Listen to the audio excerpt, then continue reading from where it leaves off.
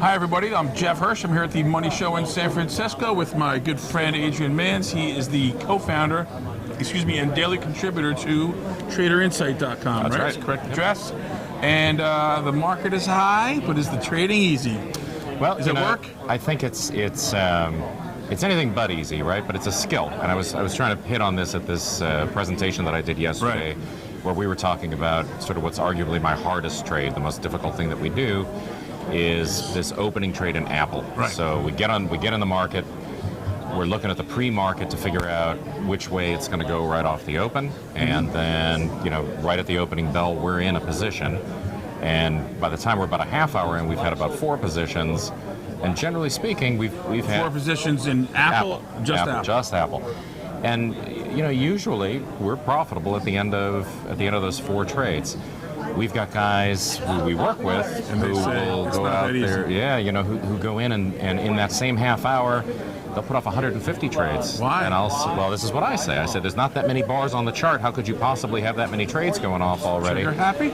Well, because they're looking at the momentum and they're trying to figure out, it's moving one way, it's moving the other way. They want to get on board. This skill that you talk about, it's also a bit of an art and a bit of control of emotions. That's what your foundation is right. Human emotion. So how do you prevent from making all those excess trades when you're seeing all these things bouncing up and down on the charts?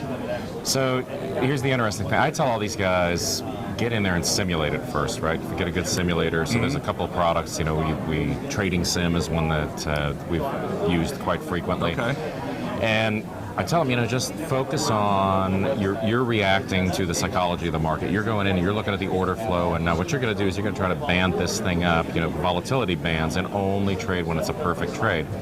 And what's interesting about this whole thing is when they're not looking at the money, when they're just looking at the price pattern, most of them can do it. But when they go live, instead of watching what's happening on the chart, they're watching whether or not they're making money, whether, is it green, is it red? So there's your key. Right. When you go live with money, continue to watch the price movement the same way, exactly. Not what your account is doing up or down. I don't have, and Julie doesn't have, a P&L on the screen ever. So we never know what our P&L for the day is. All we do is watch the chart, because if I were to I'm just like anybody else, right? If I were to lose money on my first trade, I'm going to think seriously about whether I should take the second trade. So when do you check if you're making money? End of the day? No. When you close it out? We evaluate at the end of the month, actually, is when we take a look at how we did for the month. Even better. Yeah. That's like when you're worried about your kids eating enough that day. It's how did they eat that month? Exactly.